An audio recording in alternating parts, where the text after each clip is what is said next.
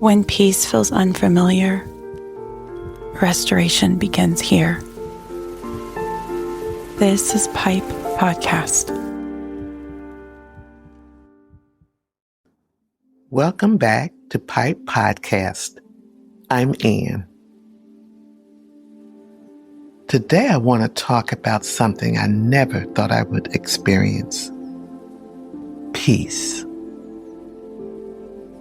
Not the kind of peace that comes because life is perfect, but the kind of peace that comes after you survive things you never thought you would survive. If you lived in survival mode, you know exactly what I mean. For most of my life, I didn't know what peace felt like. I knew fear, anxiety, always being on guard. I knew waiting for the next bad thing to happen. And that became normal. Survival wasn't something I did. It became who I was. When you live through abuse and betrayal, heartbreak, loss, and disappointment, your body learns to expect pain.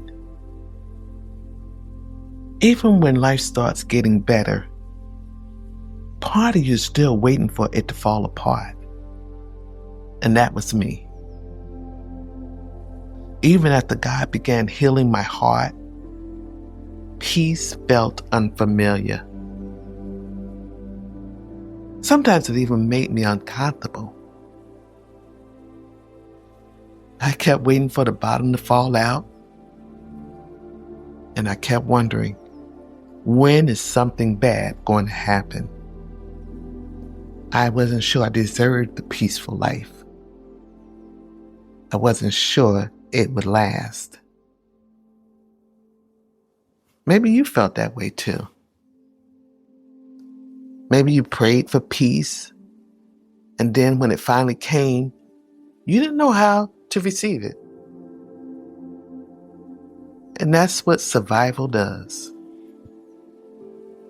It teaches us how to fight, but it never teaches us how to reset and rest. So for years, I believed resting was being lazy. If I wasn't doing something, fixing something, helping somebody, or worrying about something, I felt guilty. I didn't know how to simply be. Then about a year ago, something happened that I'll never forget.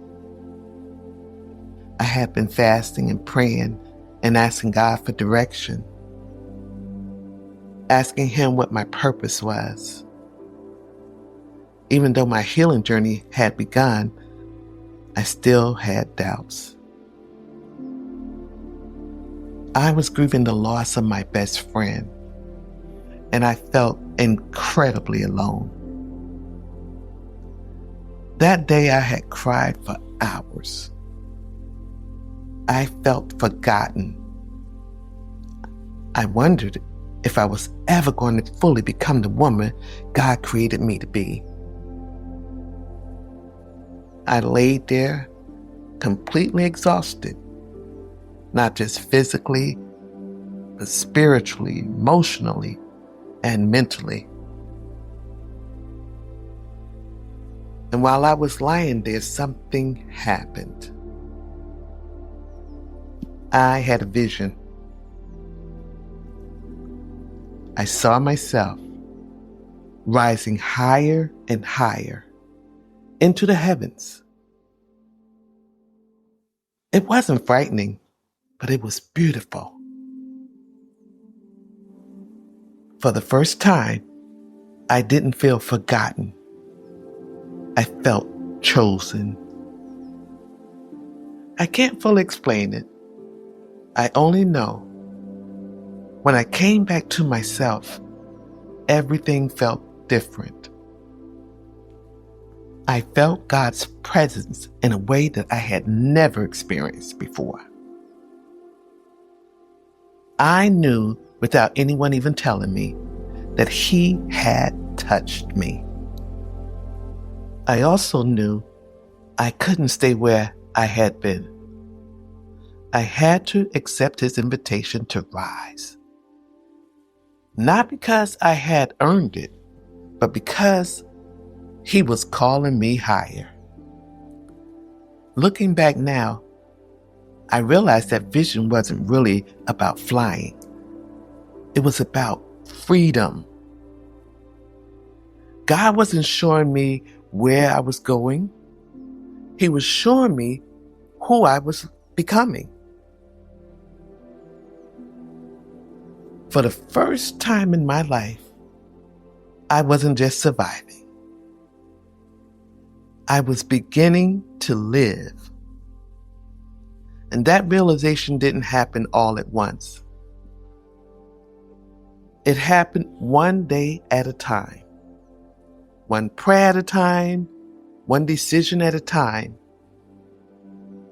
And the more I released my past, the more room God had to fill my life with His peace. One thing I discovered was that peace and fear cannot lead your life at the same time. One of them will always be louder. And for years, fear was louder. Fear told me to stay guarded, not to trust. It told me to expect disappointment and to prepare for the worst. But little by little, God's voice became louder than those fears. His peace became stronger than my anxiety. His promises became stronger than my doubts. And I started noticing something else. I wasn't carrying the weight of the past the way I used to. Instead of constantly thinking about what happened to me, I found myself noticing the people around me.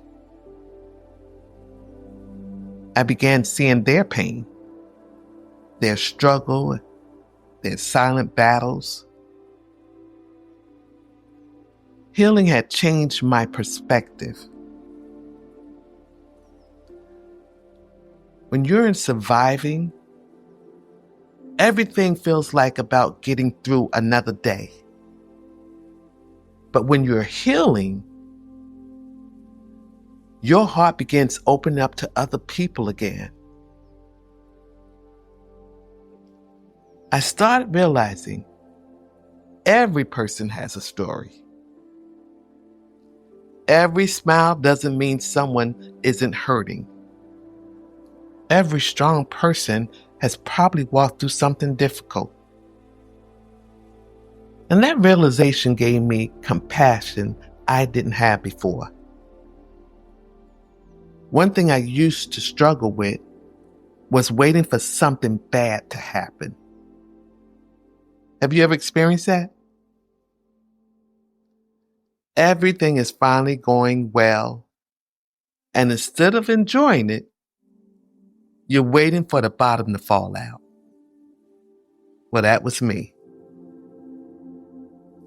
I thought happiness came with a price. I thought peace was temporary. I wondered, when is it going to end? But today, that's no longer my struggle. You want to know why? Because I counted the cost. I realized fear had already stolen enough from me. It had stolen my joy, my peace, my confidence. It stole years of my life. And I wasn't willing to pay the price anymore. So whenever fear tries to return, I remind myself what it cost. And I choose gratitude instead. To God be the glory. One of the most beautiful things healing has done, has changed my relationships. Some people became more distant at first, and that did hurt. Then I realized something. I'm different now. I move differently. I think differently. I even respond differently because I give myself permission to slow down. I give myself space to heal. I no longer feel the need to explain every decision I make, and I'm learning to trust God, even when I don't understand what He's doing. And because I'm healthier, my relationships are becoming healthier too. The greatest gift that God has given me isn't money. It isn't success or recognition. It's peace. Real peace. Money couldn't buy this peace because the world didn't give it, and the world can't take it away. Today, my dreams look different than they used to. For years, my dreams were simply to survive. Now, I dream about living. I want to travel. I want to see the beauty that God created all over this world. I want to experience different cultures, meet different people, and learn new things. And this is not because I'm trying to escape life, because I'm finally enjoying the life that God gave me. For so many years, fear had kept my wings folded. But now, I'm finally giving myself permission to fly. People often ask me, what does joy look like now? The answer surprises them. For me, joy isn't found in something expensive. It's not found in having more. It's not even found in everything going my way. Today, joy looks very simple. It's sitting at home with a simple meal. It's taking a walk and noticing God's great creations. Or listening to the birds and watching the sunrise, feeling the breeze. Or even waking up without fear controlling my thoughts. It's laughing without wondering what bad thing's about to happen next. Those little moments have become some of the greatest blessings of my life. When I was younger, I didn't understand rest. I thought resting meant I was being lazy. I believed I always had to be doing something, fixing something, carrying something, worrying about something. Today, I understand rest very differently. Rest is trusting God. Rest is simply releasing my fears into His hands. It's believing that I don't have to carry tomorrow before it gets here. Rest is also knowing that even when I walk through the valley of the shadows of death, I don't have to fear evil because He is with me every step of the way, every valley, every mountain. He's there. Prayer has become my foundation. When I don't know what to do, I pray. When I become overwhelmed, I pray. When I'm uncertain, I stop, I breathe, and I wait. I ask God to order my steps instead of me rushing ahead and repeating the same mistakes that I've made before. I'm learning that waiting isn't wasting time. Sometimes waiting is worship. One experience that changed my perspective forever was my trip to Africa. And what stood out to me the most, it wasn't the scenery. It wasn't the buildings, but it was the people. Many of them had so much less than I had monetarily, but they had something that I desperately wanted. Peace, joy, a contentment that couldn't be explained by their circumstances. That trip reminded me that joy doesn't come from what we own. Joy comes from what we know. And today, I know God is faithful. And if you're listening today and you prayed for peace, but you're almost afraid to trust it, I understand. Maybe you lived in a survival mode for so long that peace feels unfamiliar. Maybe you're waiting for something bad to happen because that's all you ever known. Well, I want to encourage you. Learn to love yourself.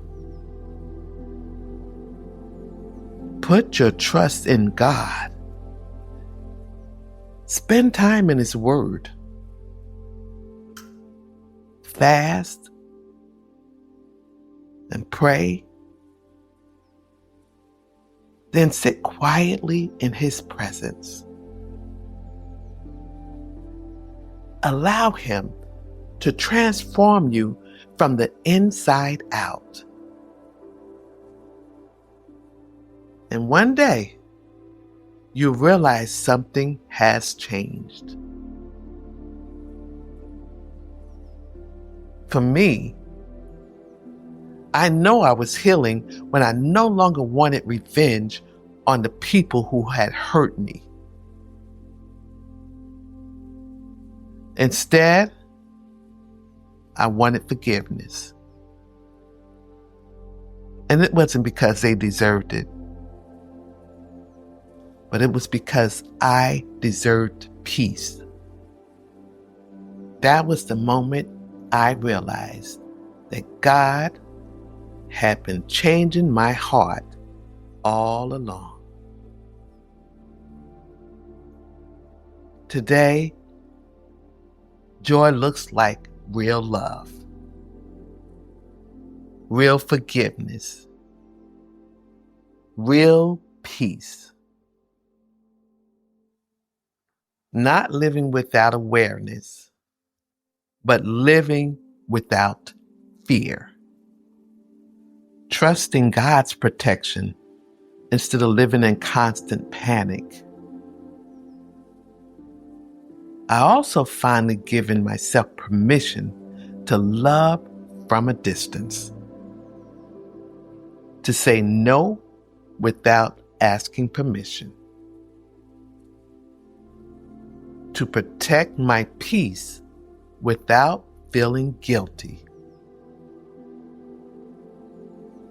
to simply be who God created me to be. And if you ask me what I had learned before I could finally enjoy being alive, my answer would be simple. I had to believe that I mattered. I had to believe that I was worthy of God's love. I had to stop believing the lies that my past had spoken over me. And I had to believe that I was somebody. Not because people said so, but because God said so. I'm still growing. I'm still learning and healing. But today I can honestly say I have peace. It's not because life is perfect, but because God is faithful. So if you're still living in survival mode, I want you to know something. There is life after survival. There is peace after fear. There is joy after heartache. And there is hope after disappointment. And there is healing after pain. So don't give up before you experience the life that you've been praying for. Because one day you're going to wake up and realize you are no longer just surviving. You're finally living. So thank you for spending this time with me today. And remember, what you're connected to will either build your life or break it. So choose peace, choose joy, choose rest, choose faith, and most importantly, plug into positive energy. And I'll see you next time. Thank you for sitting with us today, where restoration begins.